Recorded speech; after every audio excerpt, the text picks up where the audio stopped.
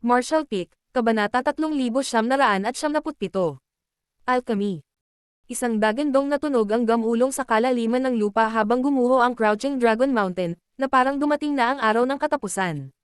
Ang mga tao mula sa Great Moon Province ay lumipad sa kalangitan at nakamasid sa pagkabigla. Nakita nila na ang lupa sa ibaba ay gumuho at ang buong hanay ng bundok ay gumuho. Hindi nila alam ang nangyari. Pagkaraan ng ilang sandali, ang alikabok ay tumira at isang figure ang lumabas mula sa kailaliman ng lupa. Namumutla ang mukha niya at naghahabol ng hininga. Si Yang Kai iyon, na nawala ng halos 20 araw.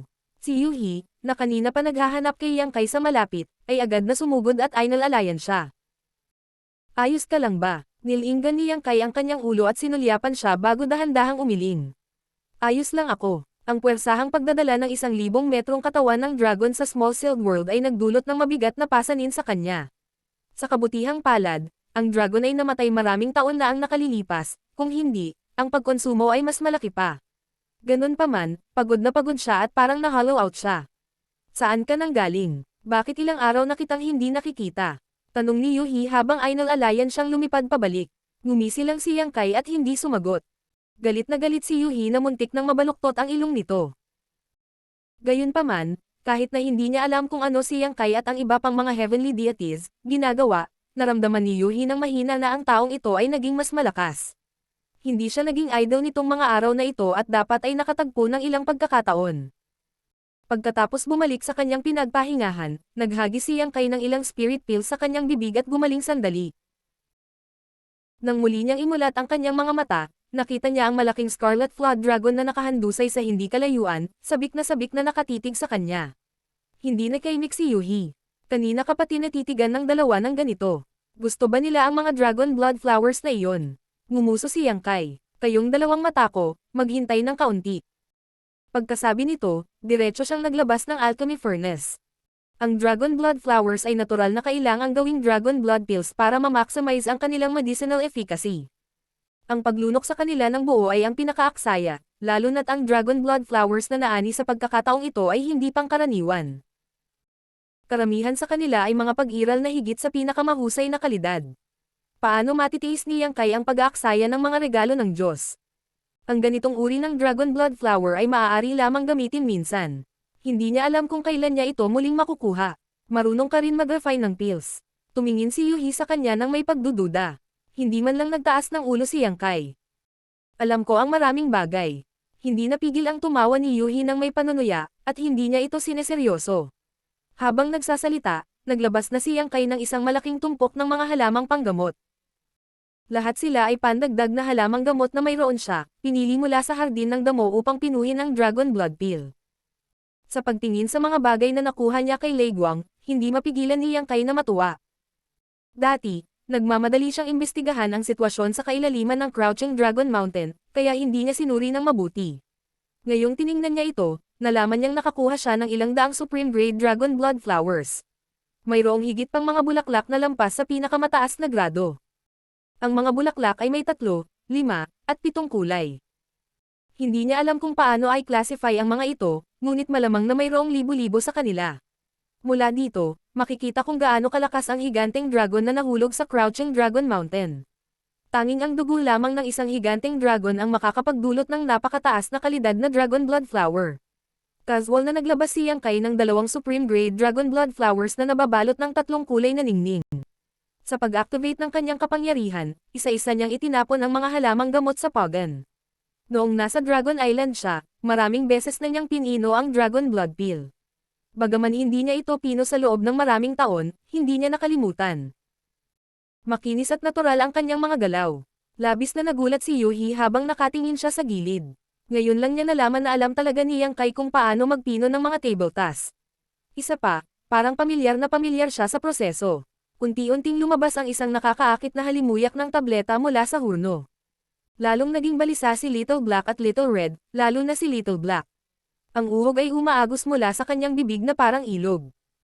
Para sa mga kakaibang hayop na may bloodline ng dragon race na tulad nila, sapat na ang amoy ng Dragon Blood Pill para mabaliw sila. Kung si Yang Kai ay hindi nakaupo dito, agad silang sumugod para agawin ito. Sa wala pang kalahating araw, ang unang batch ng Dragon Blood Pills ay hamupa. Nang makolekta ang mga table tasks, may mahinang pag-ungol ng dragon mula sa hurno, na naging dahilan ng pag-click ni Yuhi sa kanyang dila sa pagtataka. Mayroong 9 na table tasks. Casual na itinapon ni Yang Kai ang isa sa kanyang bibig upang subukan ang nakapagpapagaling na epekto. Nalaman niyang okay lang. Bagamat hindi siya nag-refine ng mga table tasks sa loob ng maraming taon, ang kanyang mga kasanayan ay hindi nabigo. Ang nakapagpapagaling na epekto ng Dragon Blood Flower at iba't ibang pandagdag na halamang gamot ay ganap na pinasigla. Dalawang malabong banal na pandama ang nailipat, na naglalaman ng pagnanasa. Ang Scarlet Flood Dragon at ang Earth Dragon ang sabik na naghihintay. Ang kanilang malalaking katawan ay hindi mapakali. Tumawa si Yang Kai at binato ng tableta ang bawat isa sa kanila. Agad naman silang tumahimik ng husto.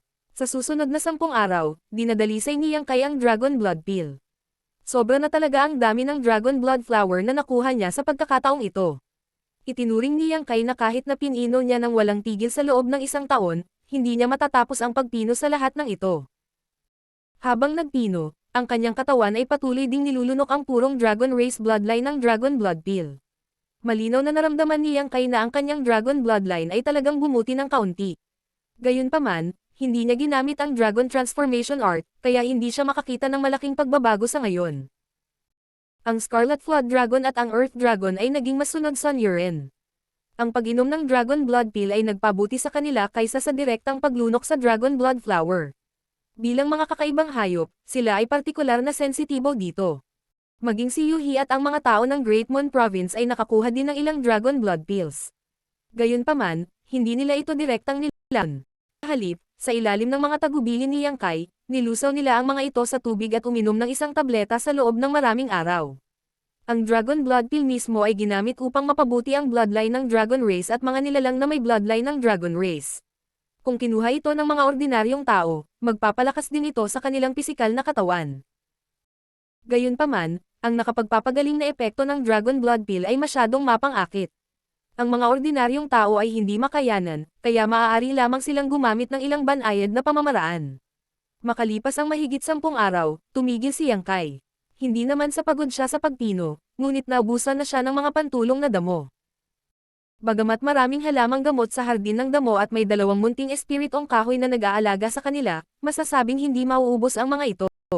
Gayunpaman, ang paglago ng mga halamang gamot ay nangangailangan ng isang tiyak na tagal ng panahon. Sa nakalipas na 10 araw o higit pa, patuloy niyang pinipino ang Dragon Blood Pill. Ang lahat ng mga pantulong na halamang gamot na kailangan ay pinili ng malinis, kaya natural na hindi siya makapagpatuloy. Para sa Great Cosmological Realm na ito, si Yang Kai ay orihinal na may mentalidad ng sumabay sa agos at hindi nagnanais ng anuman. Ngunit ngayon, hindi lamang siya nakakuha ng malaking bilang ng Dragon Blood Flowers na nalampasan ang pinakamahusay na kalidad, ngunit maaari pa niyang i-condense ang kapangyarihan ng Earth Element. Makikita na ang Great Cosmological Realm na ito ay talagang isang malaking kayamanan. Dahil kaya niyang i-condense ang kapangyarihan ng Earth Element, makakahanap kaya siya ng mga angkop na elemento ng metal at tubig. Kung maiipon niya ang 5 elemento ng yin at yang dito, pagkatapos umalis sa kaharian na ito, mabubuksan niya kaagad ang langit.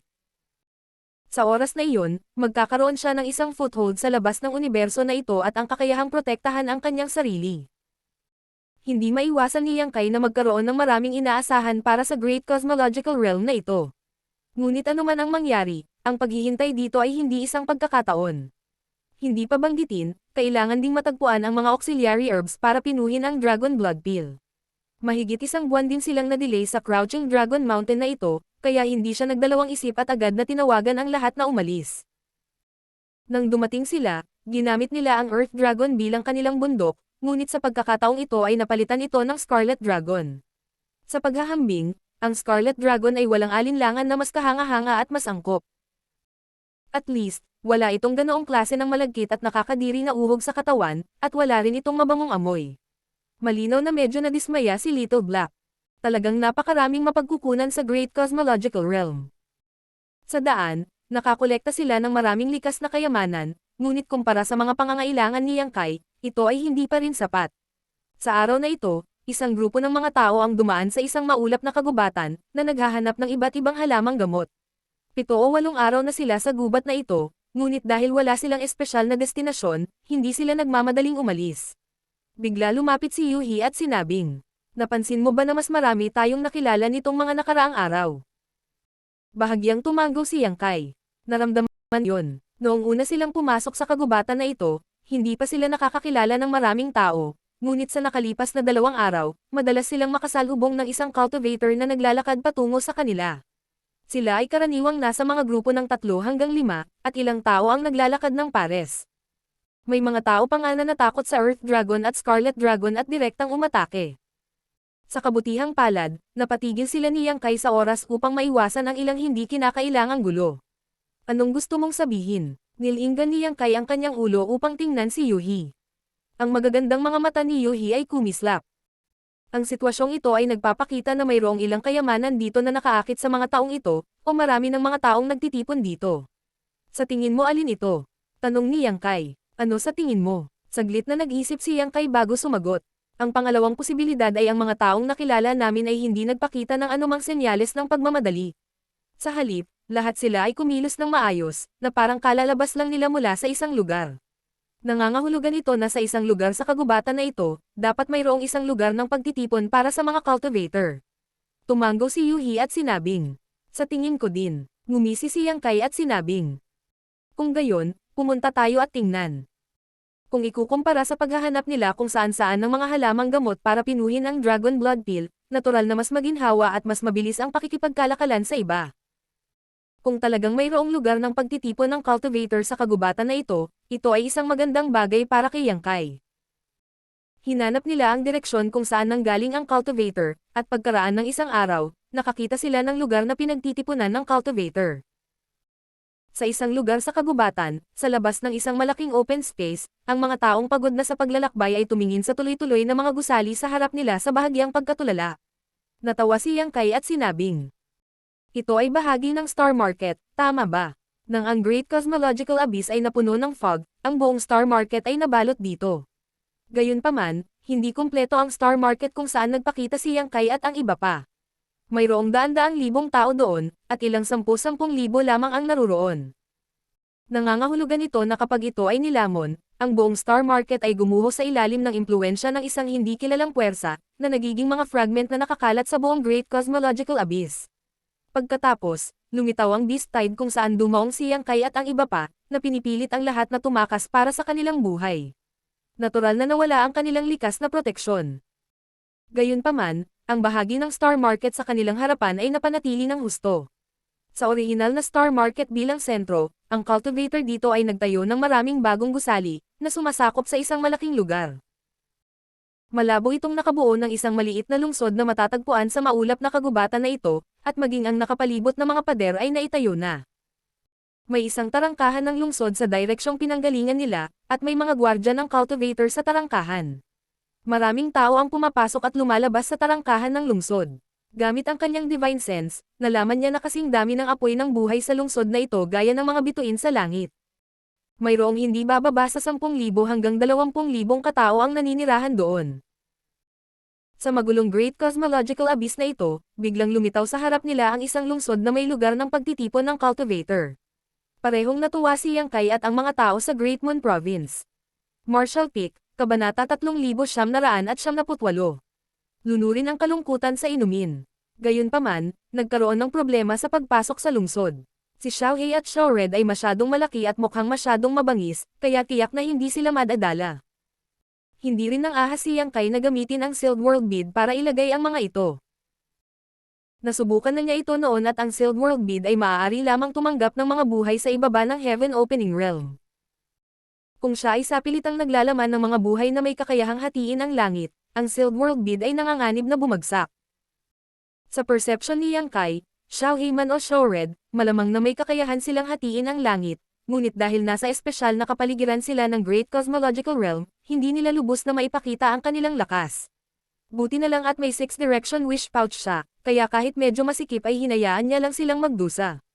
Inilagay niya ang 2 malalaking lalaki sa 6 Direction Wish Pouch, hindi alintana kung payag sila o hindi.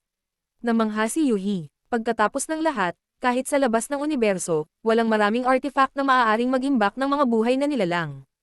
Talagang bihira ang mga ito at hindi niya maintindihan kung saan nakuha ni Yang Kai ang ganoong artifact.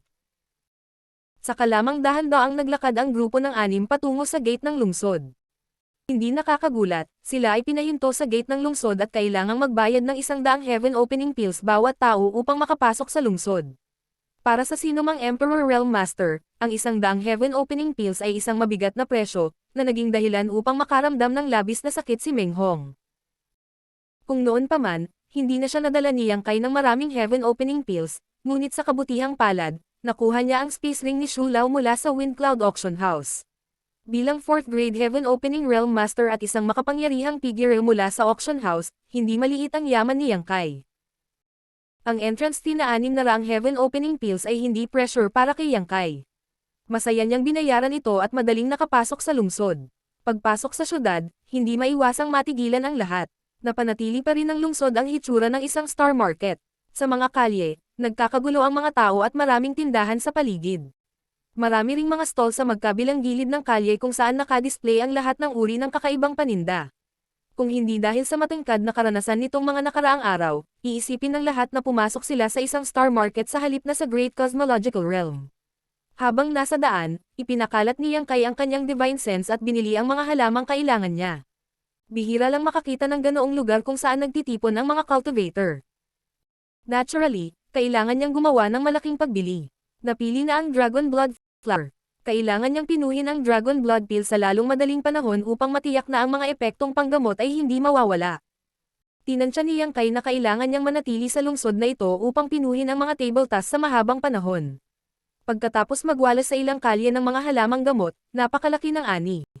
Sa daan, nalaman ng lahat na ang maliit na lungsod na ito ay kontrolado na ngayon ng isang puwersa na tinatawag na Crimson Star. Tulad ni Lei Guang, ang Crimson Star ay isa sa 3 pangunahing puwersa na umiral sa Star City. Ang swerte nila ay medyo maganda. Ang Star City na kanilang kinaroroonan ay nilamon ng Great Cosmological Abyss Fog, kaya hindi sila nakatagpo ng anumang pag-atake pagkarating dito. Ang ilang mga pag-atake lamang ng mga kakaibang hayop ay naitaboy nila. Marami silang naipon na kasikatan, kaya't sinamantala nila ang pagkakataong sakupin ang lugar na ito at maging pinuno ng lugar na ito.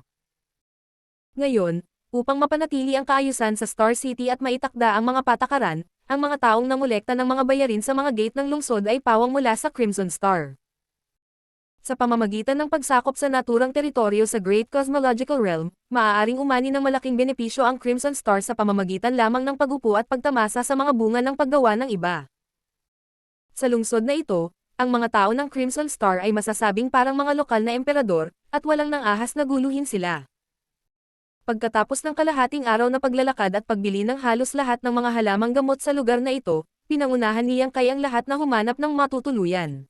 Gusto niyang mag-book ng 6 na kwarto, ngunit may kakulangan ng mga kwarto sa lugar na ito. Sa huli, 3 kwarto lang ang kaya niyang i-book. Talagang gusto niya ng kwartong mag-isa. Pagkatapos ng lahat, kailangan niyang pinuhin ang mga table tasks sa loob ng mahabang panahon at hindi maabala. Si Yuhi at ang iba pang kababaihan ay nagbahagi sa isang silid, naiwan si Meng Hong at ang 2 disipulo ng Great Moon Province upang magsama sa isang silid. Pagkatapos ng pag-aayos ay bumalik na ang lahat sa kani-kanilang kwarto. Bago humiwalay, ibinigay ni Yang Kai ang lahat ng kanyang natitirang Heaven Opening Pills kay Meng Hong at sinabihan siyang maglakad-lakad sa Star City kung may oras siya. Kung nakatagpo siya ng anumang mga halamang gamot na kailangan niya, maaari niyang bilhin ang lahat ng ito hanggat hindi masyadong mahal ang presyo.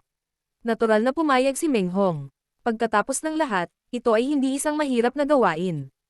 Tungkol sa mga halamang kailangan ni Yang Kai, sinundan niya siya hanggang dito, kaya kabisado niya ang lahat ng ito. Kalmado ang mga sumunod na araw. Nagtago si Yang Kai sa kanyang silid, nag-set up ng mga layer ng mga paghihigpit, at nag-concentrate sa mga table tasks sa pagpipino. Araw-araw, mayroong ilang furnace ng Dragon Blood Pills araw-araw. Habang nagpino, hindi siya nanatiling walang ginagawa. Paminsan-minsan, lumulunok siya ng Dragon Blood Pills para mapabuti ang kanyang bloodline. Maging ang Little Black at Little Red, na itinago sa wish pouch, ay nakinabang ng malaki. Bawat 78 araw o higit pa, si Meng Hong ay lalapit at ipapadala ang baniling halamang gamot kay Yang Kai para makapagpatuloy siya sa pagpino ng mga table tasks. Sa oras na ito lamang titigil si Yang Kai at magpahinga sandali. Casual din niyang nakipag-chat kay Meng Hong para malaman ang sitwasyon sa labas. Mula kay Meng Hong, nalaman ni Yang Kai na ang Star City ay mahusay na pinamamahalaan ng Crimson Star. Alam ng maraming tao na mayroong ganoong lugar sa Great Cosmological Realm. hindi lamang nagkaroon ng maraming pagtitipon ng cultivator, ngunit napakaligtas din ito. Kaya naman nitong mga nakaraang araw, halos araw-araw ay may mga dumarating at sumasali. Ang pinakadirektang pagpapakita nito ay ang pagtaas ng presyo ng mga silid sa in. Wala pang isang buwan, 3 beses na tumaas ang presyo ng isang kwarto. Ngayon, ang presyo ng isang kwarto ay higit sa 2 beses na mas mahal kaysa noong una silang nag-check-in, ngunit puno pa rin ito araw-araw. Ang impluwensya ng Crimson Star ay lumalaki ng mas malaki. Maraming tao ang gustong sumali, ngunit walang paraan para magawa iyon. Dahil matatagpuan ang Star City sa Misty Forest, sagana ang mga materyales sa paligid. Kahit saang direksyon magpunta pagkatapos umalis sa Star City, may maaani sila kung papalorin. May mga tao na raw na nakakuha ng langit opening material sa ika-5 baitang at ika-6 na baitang dito. Tulad ng para sa mga material na pagbubukas ng langit sa ika-4 na baitang, sila ay walang katapusan. Para sa sinumang cultivator sa Emperor Realm, ito ay isang malaking tukso. Kung ikukumpara sa iba pang mga pakinabang, pills man ito o heavenly treasures, hindi sila kasing praktikal ng mga material na iyon na nagbubukas ng langit. Ang higit na kailangan ng Emperor Realm ay itong mga materyales na nagbubukas ng langit.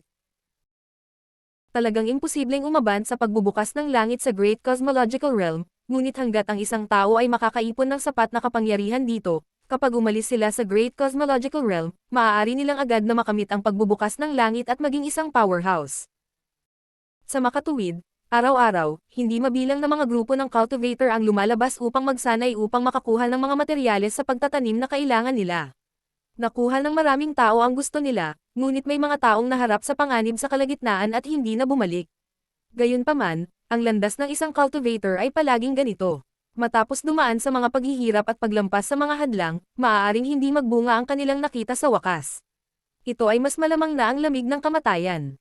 Sa araw na ito, nagpadala si Meng Hong ng maraming materyales na panggamot gaya ng dati. Matapos siyang pasalamatan ni Yang Kai, sinabi niya, "Kung babalik ka, hindi mo na kailangang tanggapin sila." Pagkatapos ng 3 buwan ng pagpino ng mga table tasks, sa wakas ay naubos na niya ang karamihan sa Dragon Blood Flowers. Napinon niya ang libu-libong Dragon Blood Pills. Naubos niya ang isang maliit na bahagi, ngunit karamihan sa mga ito ay nakaimbak sa kanyang space ring. Malamang aabutin siya ng kahit 1 taon para matapos niyang kainin ang lahat ng ito. Casual na tugon ni Meng Hong. Muling sinabi ni Yang Kai, "Hindi mo ba naubos ang Heaven Opening Pills na binigay ko sa iyo?" Bagamat nakakuha siya ng space ring mula kay Old Man Shu at kumita ng malaki, ang pagbili ng mga panggamot na materyales sa napakaraming dami sa mahabang panahon ay tiyak na makakakonsumo ng marami sa mga ito. Sa simula, medyo nag-aalala siya na hindi siya magkakaroon ng sapat na Heaven Opening Pills, ngunit dahil nagpapadala si Meng Hong ng mga panggamot na materyales sa lahat ng oras na ito, hindi na siya nagtanong. Sinabi ni Meng Hong, "Matagal ko nang ginagamit ang mga ito. Ngayon, si Lady Yuhi ang nagbabayad para sa mga gamot na ito." Natigilan si Yang Kai nang marinig niya ito, hindi niya inaasahan na magiging ganito ito. Sinabi ni Meng Hong, "Mayroon malalim na damdamin si Lady Yuhi para kay Brother Yang. Napakaswerte ni Brother Yang." Puno ng inggit ang mukha niya. Naningkit ang mga mata ni Yang Kai, hindi alam kung ano ang sasabihin. Gayunpaman, sa pag-iisip tungkol dito, si Yuhi ay isang 5th grade Heaven Opening Realm Cultivator, kaya siguradong hindi mababa ang kanyang kayamanan. Ang paggastos ng ganitong uri ng pera ay hindi dapat maging isang problema. Sa anumang kaso, maaalala niya ito sa kanyang puso at makakahanap ng pagkakataong bayaran siya sa hinaharap. Hindi niya sasamantalahin siya. "May nangyari ba kay Brother Meng?" Tumangala si Yang Kai at nakitang medyo madilim ang ekspresyon ni Meng Hong. Wala yon." Pilit na ngumiti si Meng Hong at nagpaalam. "Brother Yang, hindi na kita iistorbahin pa." Pagkasabi nito ay lumabas na siya ng kwarto. Tumingin Yang Kai sa direksyon ng pinto at saglit na bumulong sa sarili. Hindi na niya ito masyadong inisip at nagpatuloy sa pagpipino ng mga table tasks. Makalipas ang kalahating buwan, ang silid ay napuno ng halimuyak ng mga table tasks at ang peel furnace ay umuugong. Naka-cross-leg si Yang Kai sa harap ng peel furnace, ang kanyang mga kamay ay patuloy na nagbabago ng mga seal. Sa isang tiyak na sandali, inabot niya at sinampal ang furnace ng tableta. Nang lumipad ang takip, ilang pulang-pula na spirit pills na puno ng amoy ng dugo ang lumipad palabas. Inilabas ni Yang Kai ang isang bote ng jade na inihanda niya noon at sinipsip ang mga spirit pills na ito sa bote na may lakas ng pagsipsip. Habang nagsimulang umikot ang bote, tinitigan ni Yang Kai ang spirit pill sa bote at tahimik na ngumiti. Pagkatapos ng 4 na buwan ng alchemy, sa wakas ay nagtagumpay siya. Ang lahat ng Dragon Blood Flowers ay naubos na siyang nagpapagod sa kanya. Ilang taon na ba mula nang mag-focus siya sa alchemy ng ganito? Ang pagupo sa kanyang silid buong araw ay isang pagsubok sa kanyang ugali at lakas ng loob. Sa kabutihang palad, sa wakas ay matatawag na niya itong isang araw, kaya maganda ang mood ni Yang Kai. Inalis ang maraming paghihigpit sa kanyang silid, itinulak ni Yang Kai ang pinto at lumabas, na tila siya ay ipinanganak na muli. Gustong hanapin ni Yang Kai si Meng Hong at ang iba pa para uminom ng masarap, ngunit sa hindi inaasahang pagkakataon, walang tao sa silid. Sa kabilang kwarto, wala rin nakita si Yuhi. Hindi mapigilan ni Yang Kai na matigyan. Mula nang dumating siya sa Star City, 4 na buwan na siyang nakakulong sa kanyang room refining pills. Tungkol sa sitwasyon sa labas, alam lang niya ang tungkol dito sa mga pambihirang paliwanag ni Meng Hong. Maliban doon, hindi niya alam kung ano ang ginagawa ni Yuhi at ng iba pa. Inilabas ang kanyang communication bead at nagpadala ng mensahe, nalaman ni Yang Kai na nasa lobby silang lahat. Pagdating sa lobby, nakita ni Yang Kai na nandoon silang lahat. Inukupan nilang 4 ang isang mesang puno ng mga bote ng alak na walang laman. Tinawag ni Yuhi si Yang Kai at tinapik ang upuan sa tabi niya. Halika rito. Hindi tumanggi si Yang Kai at diretsyong umupo. Ngumiti si Yuhi at umakay. Sa wakas nakalabas ka na. Kung hindi ka lumabas, nakalimutan na kita. Amoy alak ang hininga niya. Sinulyapan siya ni Yang Kai, pagkatapos ay tumingin sa iba at kumunat ang noo. Bakit ka umiinom ng napakaraming alak sa kalagitnaan ng araw? Nakaranas ka ba ng magandang bagay? Itinuro ni Yuhi ang kabaligtaran at mamulong. Umiinom para malunod ang aking kalungkutan. Tumingin si Yang Kai at nakita niya si Meng Hong na nakaupo doon na mahina ang loob. Hindi niya alam kung ano ang naranasan niya, ngunit tila nawala siya sa kanyang sarili, kaluluwa. Marshall Peak, Kabanata 3999. Zhou Xingchen. Anong problema? Tanong ni Yang Kai sa mahinang boses. Sumagot si Yuhi, naguguluhan sa pag-ibig. Noon lamang napagtanto ni Yang Kai kung ano ang nangyayari. Lumingon siya at hindi nakita si Chen Yu. Si Meng Hong ay interesado kay Chen Yu, ito ay isang bagay na alam niya.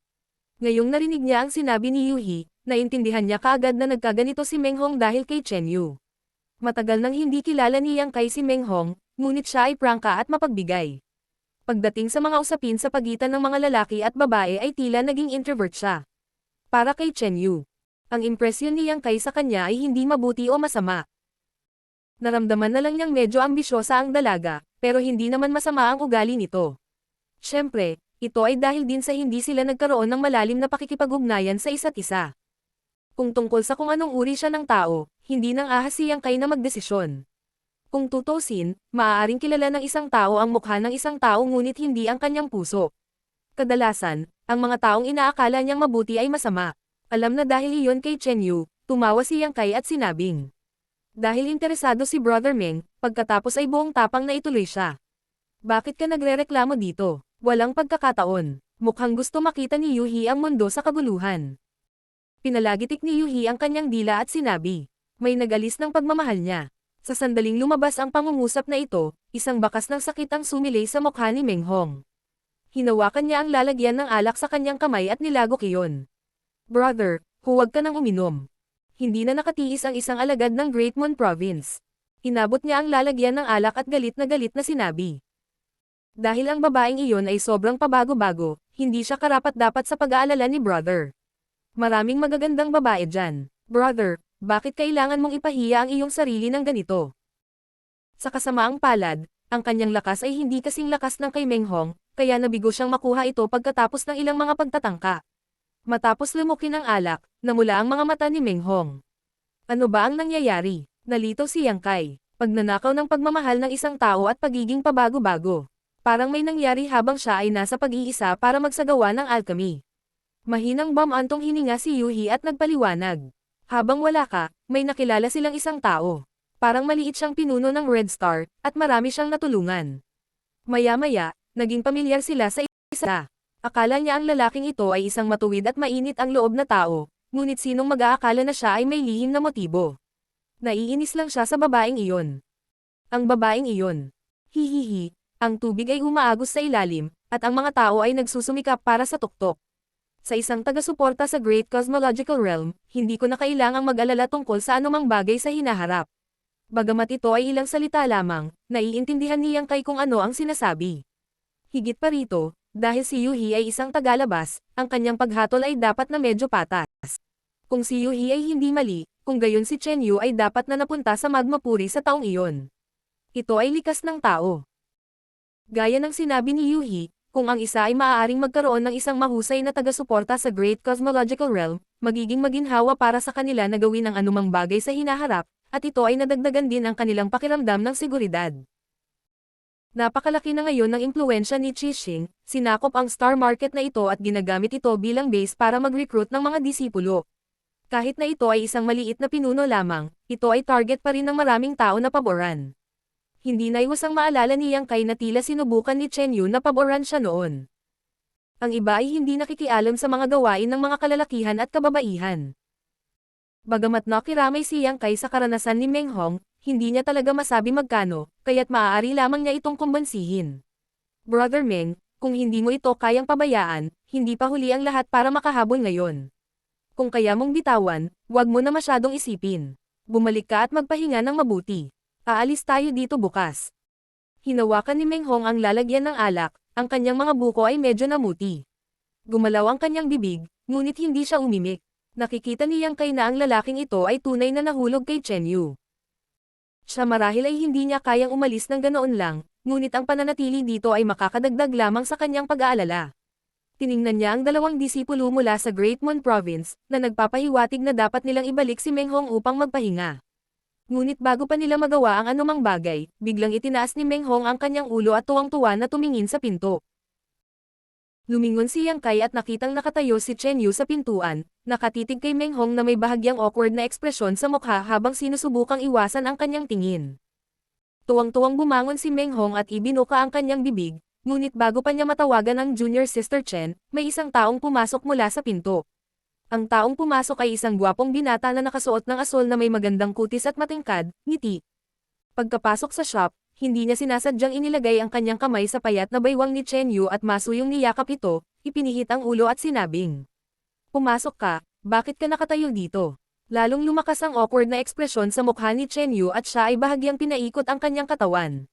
Parang may naramdaman ang binata. Itinaas niya ang kanyang ulo at sinalubong ang mapupulang mga mata ni Meng Hong. Agad siyang ngumisi at hinigpitan ang pagkakahawak sa bewang ni Chen Yu. Wala siyang pakialam kung payag o hindi si Chen Yu at sumama sa kanya. Sinaksak ni Yuhi si Yang Kai gamit ang kanyang siko at pinadalhan siya ng mensahe. Ito ang lalaking ito, sa palagay ko siya ay tinatawag na Zhou Xingchen. Noong kinausap niya ako noon, ang kanyang mga salita ay medyo mapangahas. Talagang hindi siya bagay. Hindi mahahalata na tumanggo si Yang Kai at bahagyang tumangot. Nang mabalitaan niyang ninakawan si Meng Hong ng kanyang pag-ibig, hindi na niya ito masyadong inisip. Ang usapin sa pagitan ng isang lalaki at isang babae ay pinagkasunduan. Bagamat may kinikilingan siya kay Meng Hong, dahil hindi gusto ni Chen Yu si Meng Hong, hindi niya ito matulungan. Para sa isang babaeng tulad ni Chen Yu na walang katiwasayan at handang umasa sa malakas, ang tanging paraan upang makuha ang kanyang puso ay ang maging matatag. Ngunit ngayon, tila kahit ano pa si Chen Yu, ang Zhou Xingchen na ito ay nagbigay kay Yang Kai ng masamang impresyon. Dahil nakuha na niya ang puso ng dalaga, pag-ibig na lang ang kanyang pag-usapan. Bakit siya naparito upang guluhin ang pag-iisip ni Meng Hong at sadyang maglagay ng ganoong ugali, na tila naririto siya para magpakitang gilas. Makikita na si Zhou Xingchen Zhao ay may ilang katayuan sa star market na ito. Pagkapasok sa shop, maraming cultivator sa lobby ang tumayo at kinuyam ang kanilang mga kamao. Commander Zhao. Sunod-sunod na tumaas ang mga boses. Napangiti si Zhou Xingchen at ang kanyang mga mata ay puno ng pagmamalaki. Hindi niya pinansin ang iba at dumiretso sa Yang Kai at sa table ng iba. Nakangiti siyang tumingin kay Meng Hong at sinabing, "Brother Meng, nandito na kayong lahat." Naikuyom ni Meng Hong ang kanyang mga kamao at tinitigan si Chen Yu, ngunit ang huli ay hindi naglakas loob na tumingin sa kanya at nakatayo lang doon na nakayuko. "Brother Meng." Muling sumigaw si Zhou Xingchen, medyo malamig ang boses. Bumalik sa katinoan si Meng Hong at ibinaling ang tingin. Pinisil niya ang isang ngiti na mas pangit kaysa sa pagiyak at mahinang sinabi, "Narito si Brother Zhao," sinabi ni Zhou Xingchen. Sa pagkakataong ito ay espesyal na dinala ko si Yu Ye dito para pasalamatan si Brother Meng sa pag-aalaga kay Yu, or noon. Sinabi ni Yu Ye na kung hindi siya pinotektahan ni Brother Meng noong pumasok siya sa Great Cosmological Realm, gagawin niya na matay na. Kung ganoon nga, hindi sana magkakilala ang Zhou Xingchen at Chen Yu na ito. Tinawag niya itong Yuir ng buong pagmamahal, ngunit ang mukha ni Meng Hong ay lalong pangit at pangit.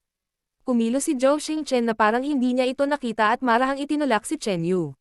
Yuir, hindi ba sabi mo gusto mong pasalamatan ng personal si Brother Meng? Nandito si Brother Meng.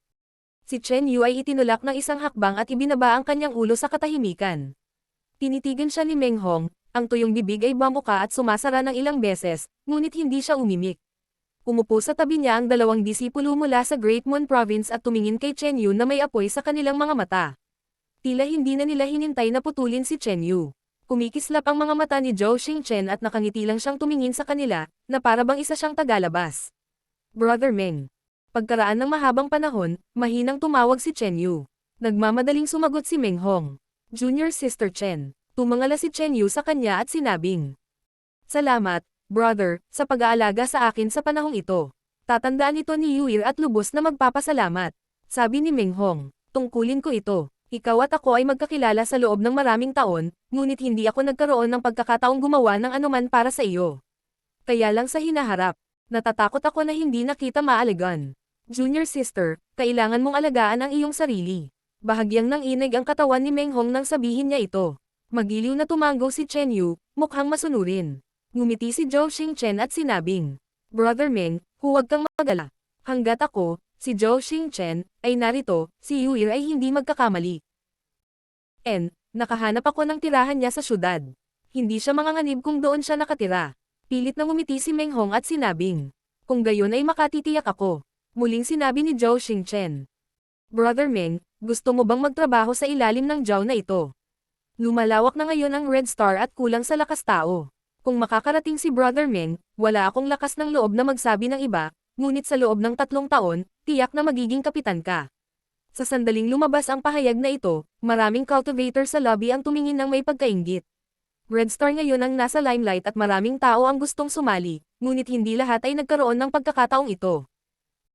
Ngayon, sa garantiya ni Zhou Xingchen, si Meng Hong ay maaaring maging isang kapitan sa loob ng 3 taon.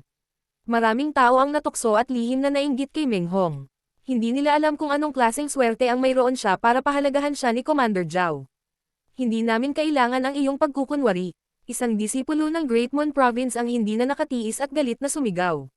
Si Meng Hong ang kanilang brother. Nang makita ang babaeng gustong agawin ng kanilang brother, sadyang dinala ng taong nang agaw sa kanya ang pabago-bagong babaeng iyon para magpakitang gilas. Ngayon, gusto pa niyang si Meng Hong na trabaho sa ilalim niya. Ito ay malinaw na sinadya o hindi sinasadyang pagpapahiya kay Meng Hong.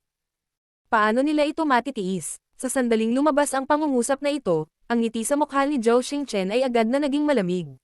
Lumingon siya at tumingin sa taong nagsalita.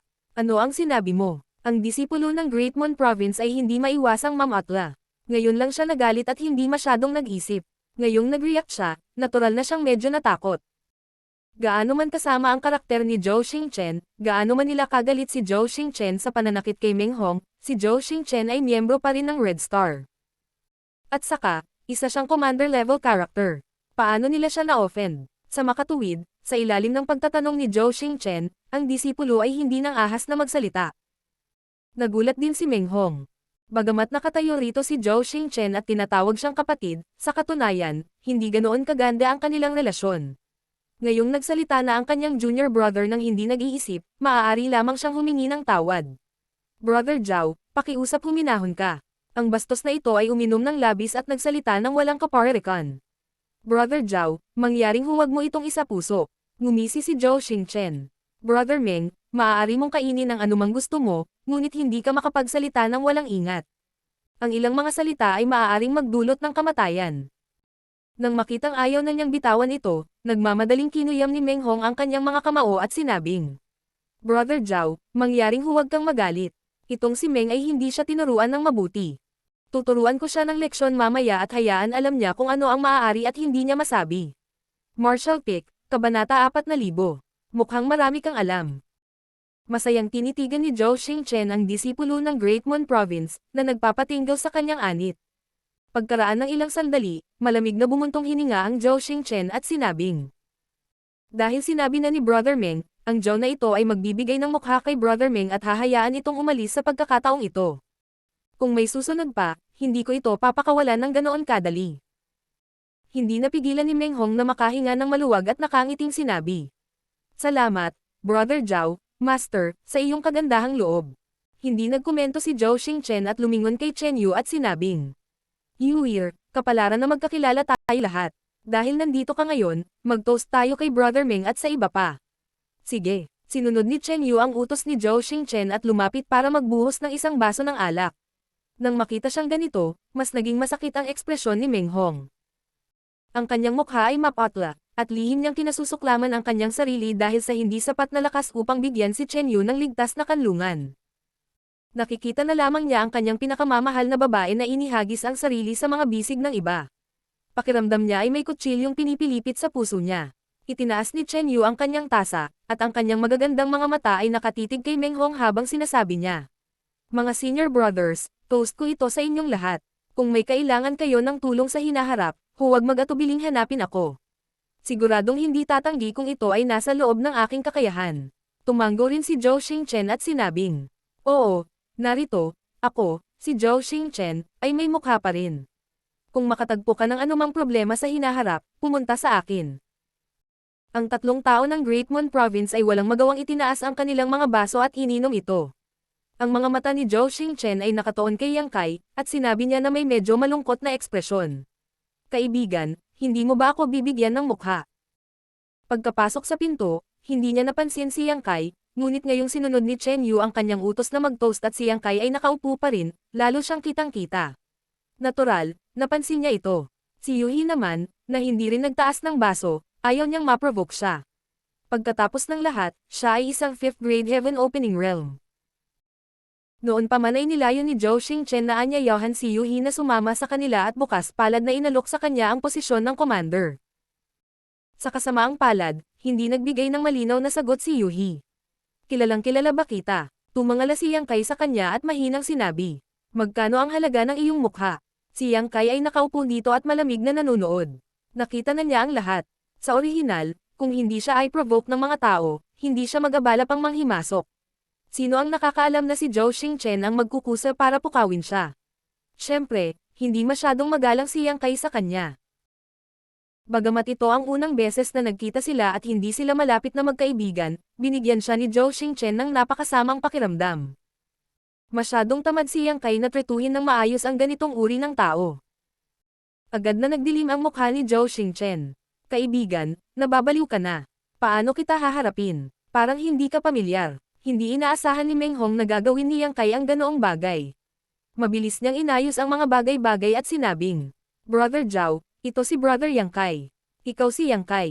Nagliwanag ang mga mata ni Zhao Xingchen nang marinig niya ito. Hindi niya maiwasang tingnan si Yang Kai mula ulo hanggang paa. Bahagyang tumingin sa kanya si Yang Kai. Kilala mo ba ako? Ngumisi si Zhao Xingchen at kinuyam ang kanyang mga kamao. Kaya si Brother Yang, pasensya na sa kabastusan ko. Ilang beses ko nang narinig na binanggit ka ni Yuhi. Sa pagkakataong ito, ang Zhao na ito ay nagnanais na bisitahin si Brother Yang, ngunit hindi ko inaasahan na makikilala kita dito. Mukhang nakatadhana na talaga tayong magkita. Sobrang init ng ugali niya, at habang nagsasalita siya, humila talaga siya ng upuan at umupo. Natarante si Meng Hong at ang iba pa at tumingin kay Chen Yu nang may pagdududa. Hindi nila alam kung ano ang sinabi niya kay Zhao Xingchen, ngunit ang ugali ng lalaking Zhao na ito kay Yang Kai ay talagang napakainit. Sinulyapan din ni Yang Kai si Chen Yu nang may pag-iisip. Hindi napigilan ng huli na mamula at umiwas ng tingin. Pagkatapos nilang maupo, kumaway si Zhao Xingchen kanyang kamay at naglagay ng isang layer ng mga paghihigpit sa paligid, na naghihiwalay sa kanila mula sa labas ng mundo. Batay sa pagpapakita ng lakas na ito, ang kanyang lakas ay maaaring ituring na pambihira, at tila mas malakas ito kaysa kay Meng Hong at sa iba pa. Noon lang siya lumapit at nagsabi ng may kumikinang na mukha. Brother Yang, narinig kong sinabi ni Yuil na si Brother Yang ay may kakayahang kontrolin ang mga hayop. Nakakuha ka ng isang Crimson Worm at isang Earth Dragon sa ilalim ng iyong utos. Nagtataka ako kung totoo. Hindi maiwasang lumubog ang mukha ni Meng Hong nang marinig niya ito, at lumingon siya para tingnan si Chen Yu na may bahagyang paninisi na ekspresyon. Kahit na gusto ni Chen Yu na umakyat sa sosyal na hagdan at ihagis ang sarili sa mga bisig ni Zhao Xingchen. Kinasusuklaman lang ni Meng Hong ang kanyang sarili dahil wala siyang kakayahang patuluyin. Ngunit hindi dapat ginawa ang impormasyong ito tungkol kay Yang Kai. Kadalasan, ang impormasyong ito ay nauugnay sa buhay, kamatayan, at mga benepisyo. Si Chen Yu ay nakatanggap ng biyaya na negel iligtas sa buhay ni Yang Kai noong nakaraan, at si Yang Kai ang nagdala sa kanya hanggang dito. Ayos lang kung hindi niya alam kung paano suklian ang kanyang kabaitan, ngunit ngayon ay inihayag niya ang napakahalagang impormasyon sa isang tagalabas. Hindi ba ito katumbas ng pagiging taksil? Si Chen Yu ay maaaring ituring na nakilala niya si Yang Kai sa pamamagitan niya, kaya medyo nahihiya siya nang makita niya ito. Paano kung totoo ito? Paano kung ito ay hindi totoo? Sinulyapan ni Yang Kai si Chen Yu na may mapanuksong ekspresyon, ngunit nakita niya itong patuloy na nakayuko na may kahihiyan at hindi mapakali na ekspresyon. Marahil, alam niya na ang kanyang ginawa ay bahagyang mali, at wala siyang mukha upang makita ang iba. Humalaklak si Zhou Xingchen. Dahil sinabi ito ni Yuir, kung gayon ito ay dapat na totoo. Si Brother Yang ay pambihira, at ang kanyang kakayahang kontrolin ang mga hayop ay nakamit ang pagiging perpekto. Hinahangaan kita, halika, hayaan kang mag-alok ng toast nitong si Zhao. Habang nagsasalita siya, itinaas niya ang kanyang tasa ng alak at itinaas ito. Nagbingi-bingihan si Yang Kai sa kanya, hindi man lang siya tinitigan. Bahagyang kumikibot ang mga kalamnan sa mukha ni Zhou Xingchen, ngunit tumawa siya, hindi ito isinasa puso. Ibinaba niya ang kanyang tasa ng alak at nagpatuloy. Ganito, Brother Yang. Ang Zhou na ito ay may isang nakatatandang kapatid na babae na nakarinig tungkol sa bagay na ito at interesado sa isa sa mga kakaibang hayop ni Brother Yang. Gusto niyang magpalaki ng isa, ngunit hindi ko alam kung papayag si Brother Yang na makipaghiwalay dito. Maaaring pag-usapan ang presyo, at ginagarantiyahan ko na masisiyahan ka. Gusto ng senior sister mo na magtaas ng isa. Tumingin sa kanya si Yang Kai na may kakaibang ekspresyon. Alin ang gusto niyang taasan? Ang senior sister ko ay mas interesado sa Scarlet Dragon, ngunit kalimutan ang tungkol sa Earth Dragon. Brother Yang, alam mo rin na ang hitsura ng Earth Dragon ay hindi masyadong kaibig-ibig, hehe. Tumango si Yang Kai at sinabing, totoo iyon, sabi ni Zhou Xingchen. Brother Yang, pangalanan mo ang isang presyo. Bibili ito ng Zhao na ito kahit magkano ito. Pretuhin na lang natin ito bilang pakikipagkaibigan. Sa hinaharap, kung kailangan ni Brother Yang ng anumang tulong, magtanong lang. Tiyak na hindi tatanggi ang Zhao na ito. Umiling si Yang Kai at sinabing, paumanhin, ngunit kung ang Scarlet Dragon o ang Earth Dragon, hindi ko ito ibinebenta. Nabalisa si Zhou Xingchen nang marinig niya ito. Itinaas niya ang kanyang kamay at sinabi, Brother Yang, huwag kang magmadaling tumanggi. Bakit hindi mo muna pakinggan ang presyo ni Zhao bago magdesisyon? Umiling pa rin si Yang Kai. Ang ibig sabihin ng hindi nagbebenta ay hindi nagbebenta. Kahit anong pangalan mo, hindi ako magbebenta. Hindi ka talaga nagbebenta. Pinaikit ni Zhou Xingchen ang kanyang mga mata. Tinitigan siya ni Yang Kai. Ayokong sabihin ang parehong bagay sa ikatlong pagkakataon. Nagkasalubong ang apat na pares ng mga mata. Ang mga mata ni Zhou Xingchen ay malamig, ang mukha ni Yang Kai ay walang pakialam, at si Meng Hong at ang iba pa ay kinakabahan. Si Yuhi lang ang nakaupo sa tabi ni Yang Kai na may ngiti sa kanyang mukha. Tiningnan siya nito mula sa gilid nang wala kumukurap-kurap, na para bang hindi siya mapakali sa pagtingin sa kanya. Maya-maya, tumawa si Zhou Xingchen. Sige, dahil sinabi na ni Brother Yang, hindi na magnan ko ang Zhao na ito ng mahal mo. Pagbabago ng paksa, sinabi niya, huwag na nating pag-usapan ang dalawang kakaibang hayop. Pag-usapan natin ang tungkol sa Dragon Blood Pills. Pinaikit ni Yang Kai ang kanyang mga mata at sinabing, marami kang alam. Hindi na kailangang sabihin, si Chen Yu ang nagpahayag ng pagkakaroon ng Dragon Blood Pills. Bago ito, si Yang Kai ay nagpino ng maraming Dragon Blood Pills, at bilang karagdagan sa pagbibigay ng ilan sa Little Black at Little Red, si Meng Hong at ang iba pa ay nakakuha din ng ilan. Pagkatapos matuno ang bagay na ito, nagkaroon ito ng epekto ng pagpapalakas ng katawan ng isang cultivator, kaya ito ay lubhang kapakipakinabang sa sinuman. Dahil alam ni Zhou Xingchen ang tungkol sa pagkakaroon ng Dragon Blood Pills, paanong hindi niya ito pinapansin? Hindi pinansin ang pangungutya sa mga salita ni Yang Kai, naging solemn na ang ekspresyon ni Zhou Xingchen habang sinabi niya. Gustong bumili ng Qixing ng ilang Dragon Blood Pills mula kay Brother Yang. Hindi problema ang presyo, kunin namin ang kasing dami mo. Sa sandaling ibukan niya ang kanyang bibig, direkta siyang naging kinatawan ni Qixing. Sa madaling salita, kinakatawan niya si Qixing upang makipag-ayos kay Yang Kai, gamit ang kanyang impluensya para i-pressure siya. Gustong bilhin ni Qixing ang aking Dragon Blood Pills. Tumawa si Yang Kai. Tumango si Zhou Xingchen. Oo, hindi ko ito ibinebenta. Desididong tumanggi si Yang Kai. Pagkalipas ng napakaraming taon, hindi madaling makakita ng isang batch ng Dragon Blood Flowers na nalampasan ang pinakamahusay na kalidad, at inabot siya ng 4 na buwan upang pinuhin ang Dragon Blood Pills. Ito ang perpektong oras para mapabuti ang kanyang bloodline, kaya paano niya ibebenta ang mga ito? Pakiramdam niya ay hindi sapat ang mga iyon para sa kanya. Tila inaasahan na ito ni Zhou Xingchen at napangiti na lamang siya nang marinig niya ito. Dinampot niya ang tasa ng alak sa mesa at humigop bago mahinahong sinabi. Brother Yang, narinig ko na nag-iisa ka kamakailan, kaya maaaring hindi mo alam ang tungkol sa sitwasyon sa labas. Ngayon, itong buong Star City ay teritoryo ng aking Qixing. Kapag nakapasok ka sa Star City, mapapasailalim ka sa jurisdiction ng aking Qixing. Hindi magtatagal dito ang mga hindi sumunod. Tumingin sa kanya si Yang Kai na nakangiti at mahinahong sinabi. Tinatakot mo ba ako? Tinutulungan ko lang si Brother Yang na suriin ang sitwasyon. Ibinaba ni Zhou Xingchen ang kanyang tasa ng alak. Ngayon, ang aking Qixing ay may 7 masters, na lahat ay nasa 3rd grade o mas mataas pang Heaven Opening Realm, na may 3,000 mga nasasakupan. Sa totoo lang, kakaunti ang nasa Great Void Realm. Sino ang maihahambing kay Qixing? Si Brother Yang ay naglilinang sa lahat ng oras na ito, at hindi madali para sa kanya na magkaroon ng mga tagumpay ngayon, kaya dapat niyang malaman kung ano ang ibig sabihin ng paghusga sa sitwasyon at palakihin ang sitwasyon.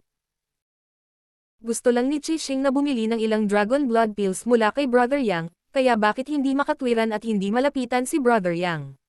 Pagkasabi nito, sumilay ang isang ngiti sa kanyang mukha. Bukod dito, dahil kayang pinuhin ni Brother Yang ang Dragon Blood Pills, dapat mayroon ka ring ilang mga tagumpay sa alchemy daw. Ang kulang sa aking Qixing ay isang talento tulad ni Brother Yang. Ang Zhou na ito ay handang maging isang sanggunian. Hanggat payag si Brother Yang, hindi problema para sa kanya na pumunta sa aking Qixing bilang Honored Alchemist. Sa hinaharap, lahat tayo ay magiging isang pamilya. Brother Yang, ano sa palagay mo? Sa huling pangungusap na ito, tinitigan siya ni Zhou Xing na may nagbabagang tingin. Sinabi ni Yang Kai, ang hindi pagbebenta ay nangangahulugang hindi pagbebenta, kahit na ano ang sinasabi mo, walang kwenta. Naging malamig ang ekspresyon ni Zhou Xingchen. Brother Yang, hindi mo ba ito pag-iisipang mabuti? Natatakot akong pagsisihan ito ni Brother Yang. Malamig na pinandilatan siya ni Yang. Kung mangangahas ka na muling magpakatanga, pagsisisihan kitang umupo. Bumagsak ang ekspresyon ni Zhou Xingchen habang hinahampas niya ang mesa at tumayo, tinitigan si Yang Kai na may layuning pumatay. Pagkatapos ilang sandali, lumingon siya kay Yuhi at sinabing, Miss Yuhi, bakit hindi mo siya hikayatin? Si Yuhi ay nabighani habang mahinang sinabi. Kahit anong sabihin ni Young Master, makikinig ako kay Young Master. Mabuti, galit na galit si Zhou Xingchen kaya tumawa siya. Napakagaling. Iniunat niya ang kanyang kamay, pumalakpak siya at sumigaw. Mga lalaki. Mahigit 100 tao ang sumugod mula sa labas, bawat isa sa kanila ay naglalabas ng malakas, aura habang nakatayo sila sa likod ni Zhou Xingchen. Itinuro ni Zhou Xingchen ang harapan. Naghinala ang commander na ito na ang mga taong ito ay mga especially iyan na itinanam dito ng ibang puwersa. Ibaba mo silang lahat.